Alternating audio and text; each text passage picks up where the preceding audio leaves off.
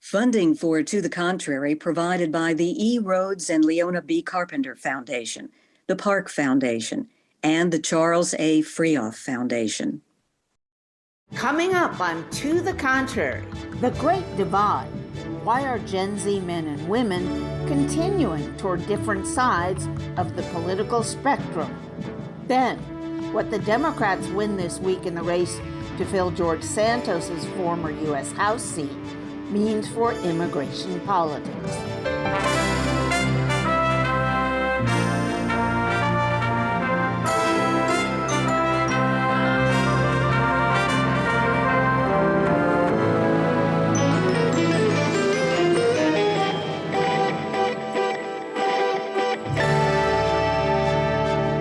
Hello, I'm Bonnie Urbay. Welcome to the Contrary, a discussion of news and social trends from diverse perspectives. Up first, gender politics and differences of opinion. The battle of the sexes may be escalating, although it began in 1980. Since the mid-O's, differences have been increasing. Women are leaning liberal, men are veering conservative, triggered by movements such as Me Too and issues, including abortion rights. This split is said to exacerbate inside the echo chamber of social media. There, people are continuously fed content that reinforces their beliefs. Others argue that educated women now earn more college degrees than men and are pushing for political solutions to address systemic imbalances. Those include the rollback of abortion and reproductive rights. Still, other scholars blame it on decreasing marriage rates and the rise in the percentage of single working mothers. This growing divide is not just apparent in the U.S., but in other countries such as the U.K., Germany, South Korea, and Poland. Joining us today are former Maryland Democratic Representative Donna Edwards, Center for Equal Opportunity Chair Linda Chavez, Independent Women's Forum VP for Policy Hadley Heath Manning, and Sam Bennett of the New York Amsterdam News. Donna Edwards, why don't you tell us if you believe that there really is an increasing gender divide, and if so, what's driving it? Well, I do believe there is a divide. I mean, you can see it not just in the United States, but really around the world. I think if you look at some of the issues that are coming to the forefront here in the U.S. around gender politics, abortion rights, and those things, pay equity, that, women are really trying to drive this conversation. I think increasingly we have more single women who are out there, who are in the workforce, who expect the equal pay for equal work. And I think that this younger generation, the Gen Z, who are really highlighting the divides, are showing us that the future looks very different for young women than it did for their four-sisters. In what way, though?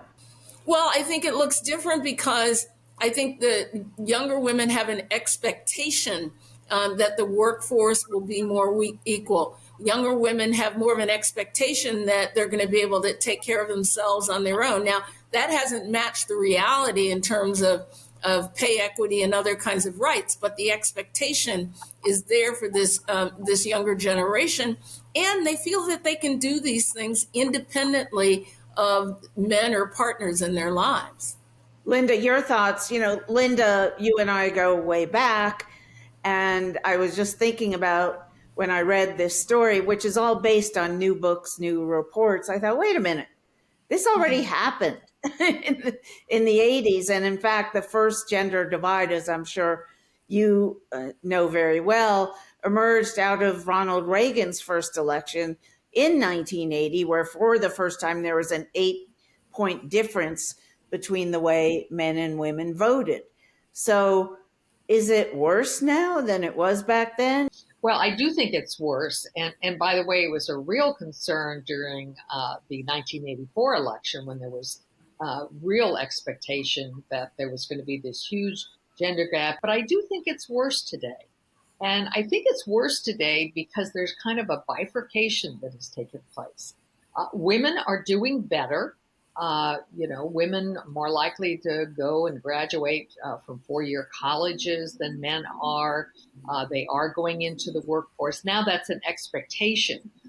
Back in my day and even in your day, because you're younger than I am, that was not necessarily an absolute preordained decision by women. But today, I think men are doing really badly. And you see that men are not going on in completing their education. And this partisan divide we see is not just by gender, it's also by class and by education. And because Democrats now, not in the old days, not when I was growing up, it was the working class party. Now the working class, many of them are supporting the GOP, and that's largely because of Trump. I don't think that's been good for the nation, and I don't think it's been good for men. What about this? That you mentioned that it's not just by gender, but it's also by education, income level, etc. What about race? Somebody else, please just jump in here. Is that driving the political divide? I don't know if the race is driving it. We've done a lot of work at Amsterdam News, of course, the largest, and oldest continuously most influential Black newspaper. I don't know if race is so much a dynamic here. Of course, declining college enrollment by men cuts across all races. But I think, for example, the Black community has been has become essentially the backbone of the Democratic Party, men and female. The Hispanic Party, more mixed, of course. The thing I think is important about the point you're making, Bonnie, is if we put it in historical context, I remember as a girl watching my mother read The Feminine Mystique for the first time. And of course, Betty Friedan's work was about these young women emerging from Brown, expecting to be paid equal to men, expecting to be able to have careers, and finding nothing like that was happening for them. That was the whole premise behind the book. So I think we have this new generation, quite frankly, my daughters and their friends, coming in.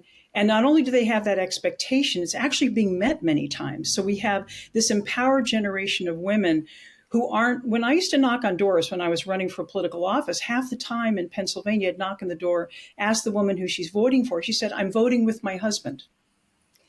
That effect is rapidly diminishing. So women are standing and have their own agency. They're standing up for their own rights. And I don't think there's anything wrong with that. I think what we're in the middle of is this big 100-year-long social correction where women couldn't really, even if they voted, have their own opinions. And now they're increasingly coming into full flower. Obviously, that has some social media puts people in their own silos, right? So we have that unfortunate dynamic of young men and young women being further pulled apart. Certainly, we can talk about the sex divide in politics. I think that's been around for a few generations. But what's big and different today is the story around marriage. Marriage. So single people, that's where we see this big divide between single young women, especially, and single young men, pulling to either side, polarizing. And there's been a lot of hand-wringing about what this means for the future of marriage. Will those people be able to partner if their worldviews and their politics are so different? But I think it's actually a chicken and the egg problem. I think we're seeing more polarization in part because people are not getting married as much as they used to. And marriage has a moderating effect. I don't think that it's necessarily the case that married women today are taking orders from their husband about how to vote. But I do think that when you live with someone of the opposite sex and when you forge a life together, both for women and men, that marriage means you're having to consider their point of view, their worldview. And in a way, that's a microcosm of what we need more of, I think, in our society, is people being exposed to different ideologies, different points of views, and not retreating to those bubbles or those silos where they only think with people who think alike. So, Hadley, you mentioned the marriage rate. And what that made me think of was all these women I either know or read about in the media or do interviews in the media.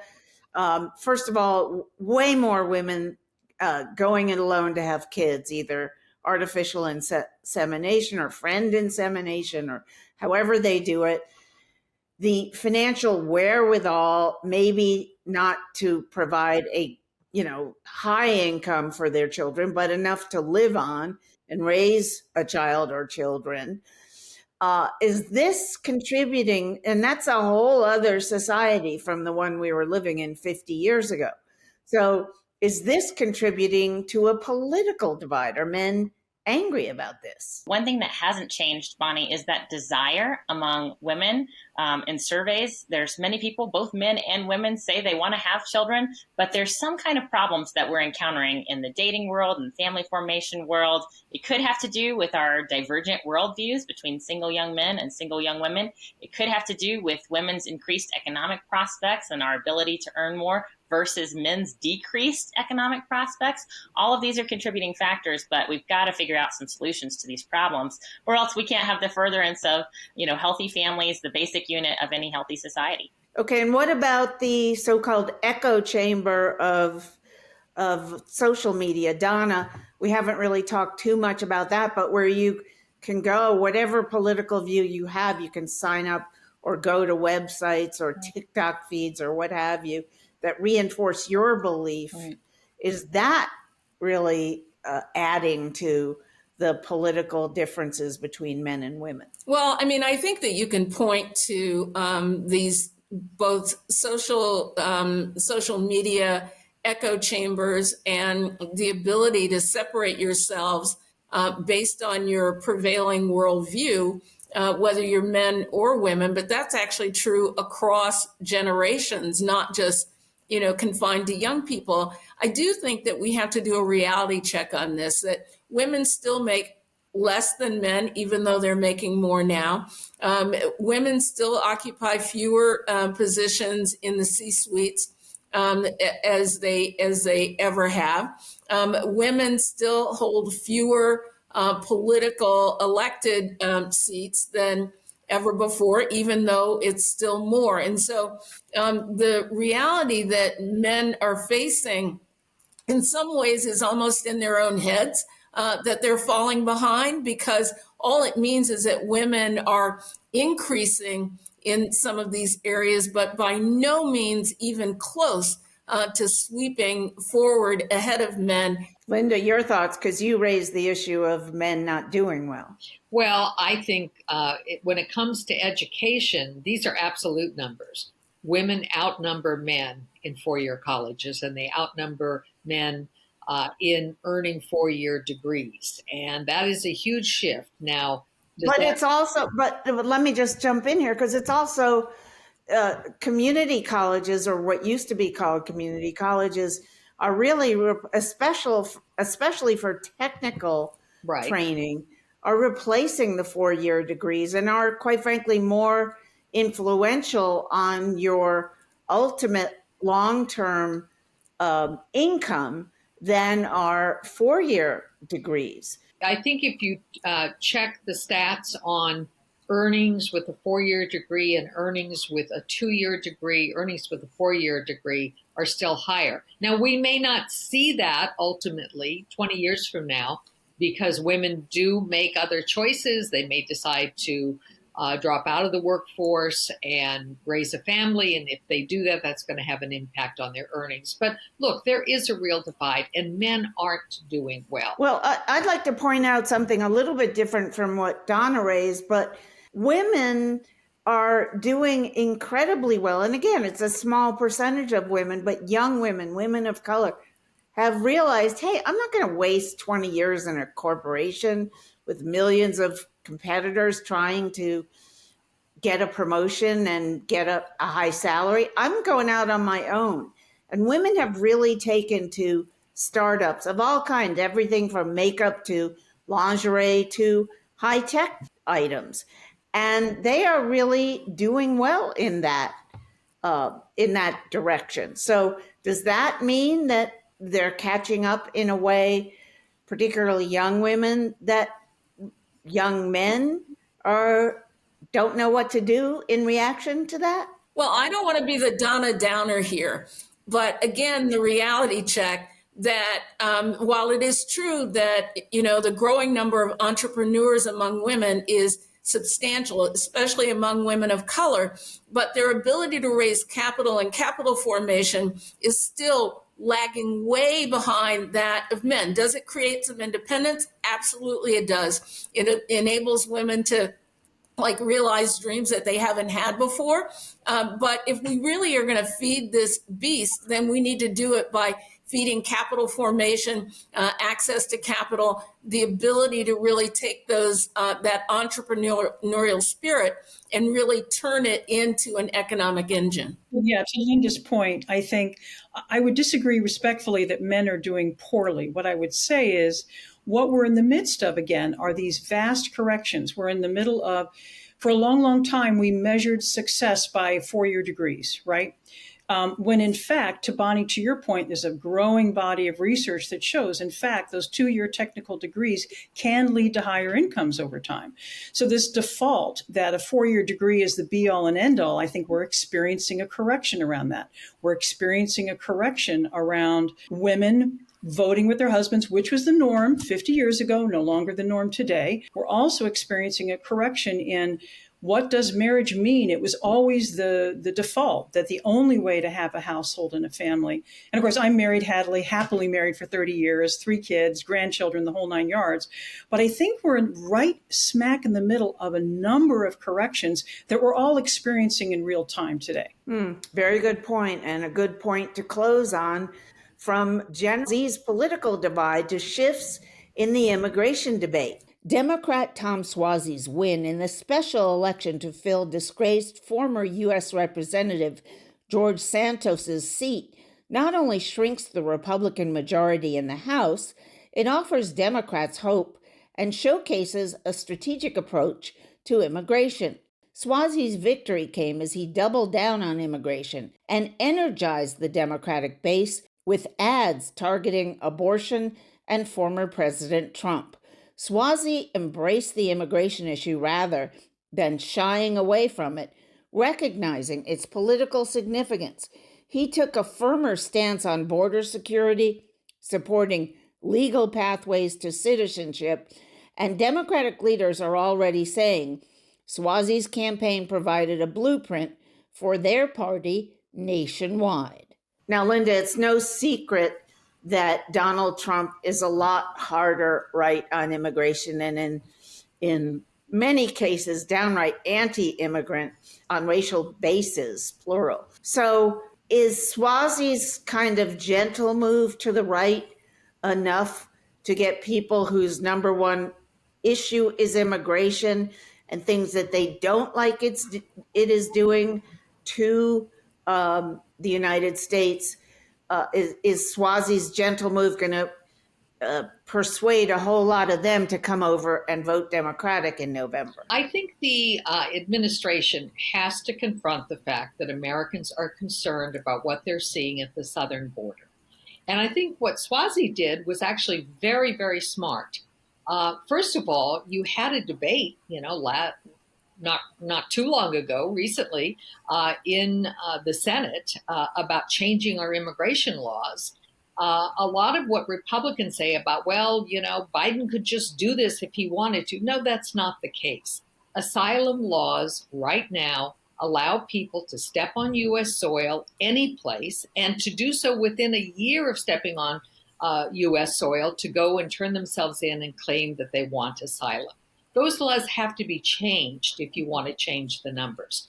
And the Democrats and the Republicans got together. They debated this. Jim Lankford, one of the most conservative members in the United States Senate, a Republican from Oklahoma, helped come up with a compromise, and it passed the Senate, but now the House won't even let it come to a vote. So I think that bill and the Suozzi campaign do present a blueprint. But I also want to say something about that a lot of people haven't noticed, and that is that last week the bipartisan congressional budget office came out with a report and said, economic things look better going forward. And one of the reasons why, because in 2022, we had an infusion of immigrants, albeit not legal immigrants, with high skills, but nonetheless, what the CBO said was that they will contribute $7 trillion to the GDP of the country and $1 billion in extra revenue for the time period that they were looking at. And I think a lot of people just don't recognize that one of the reasons we've had slower growth in recent years, particularly since the pandemic, was because we had less flows of people in to take jobs, and they can be a net benefit. And I know, Bonnie, you and I disagree on this a lot of the time, but that's what the CBO says. Well, but be that as it may, I heard on the radio within the past couple of days that New York City now has 60,000. This is just immigrants who've been shipped out from places like Texas with a Republican, very conservative governor there, shipped out by bus and God knows what else to the Northeast, because that's where a lot of liberals reside. And he wants to make the point, look, these people you got to house them, feed them, do all this stuff. And it is costing New York City alone billions, not millions, not 100 millions, billions per month. But Bonnie, to house these people. And if I were living in New York City, and if I were, God forbid, homeless, I'd be thinking, why? I need a home. You have not changed the law to give them the right to be able to work. If That's you give right. them the right to That's work under a new asylum law, which is what the Senate passed, their claims would be adjudicated. People who didn't have a legitimate claim would be sent back, and those who did would be given the right to work. And then they do not become a burden, they become a contributor, and that's what's needed. And we work in New York City, Amsterdam News. We've been there, since 1909. And the current administration, Mayor Adams, is facing a crisis, Bonnie, on the cost of housing. But that was all precipitated by this political nonsense around. To Linda, your point, Linda, I am with you 5,000%. No one could have said it better. Immigrants, it's been proven over and over again, immigration is a net benefit to the United States. It's why our birth rate is higher than any of the other rich nations. It's why our economy is larger than any of the other rich nations. The thing you're seeing in New York City is a blip because so many other states and communities were kicking people out. New York City stepped forward in a very activist way and said, okay, we'll give you a home for a while, hoping, to your point, Linda, that legislation would be corrected, allowing them to work. So what we're really experiencing, to Linda's point, is we don't understand how important immigration is to the United States as an economic powerhouse and as a growth nation. So very important, Linda. Brilliant work. Thank you, Linda. Brilliant. I really do want to co-sign what Linda has said and Sam has reinforced. And it is that, back to your point, Bonnie, around the Tom Suozzi race, that the reason that he was able to run on a positive note on immigration, on a solution note on immigration, is precisely because Joe Biden really opened the door by moving on immigration in a way that allowed Jim Langford and others to negotiate what I think is one of the strongest immigration bills that we've had in a couple of decades. Now, was it everything that I would have wanted if I had been in Congress? No. But it's almost like Republicans were given what they asked for, and then the hypocrisy of rejecting that. And I think Suozzi was able to capitalize on a political environment nationally where immigration was a focus, where there was a pathway toward communicating that.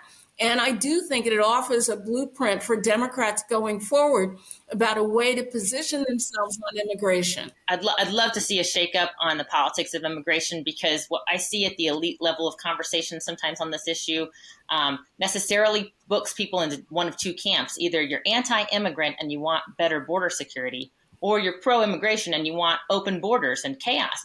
And I don't think there's a lot of people in either one of those camps. I think most Americans are generally welcoming towards immigration relative to the rest of the world. I think we're one of the most immigration-friendly countries in the world. Certainly our society and our culture is. Our government, our laws should reflect that. We can have a pro-immigration legal system and better border security. We can have both of those things. And so I hope our leaders will work towards that end and reflect what the American people want. Does anybody think that's an impossibility in today's political climate? Well, that was certainly what the legislation was, and it really had broad bipartisan support. I mean, there were 22 Republican senators who voted for that bill when it came out of the Senate. The only reason that it stalled is because of the hypocrisy of Republicans in the House of Representatives. If that were to come to the floor, I'll bet you could find that now what do we need? 3 Republicans in order to vote to get it out of there. Well, the other thing too, of course, why it failed is that Donald Trump wanted it to fail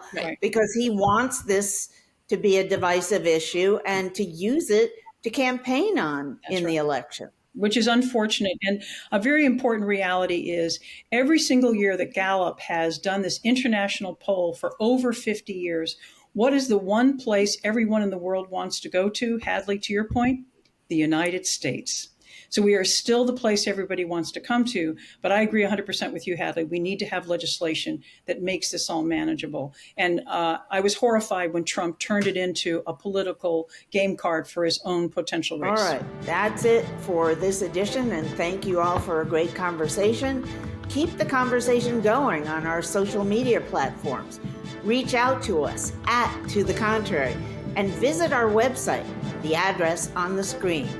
And whether you agree or think, to the contrary, see you next time.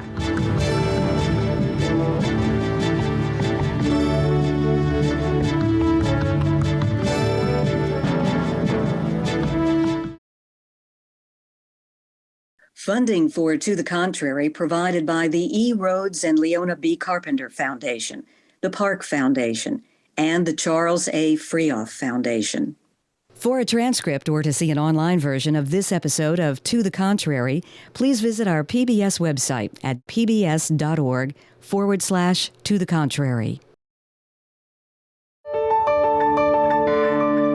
You're watching PBS.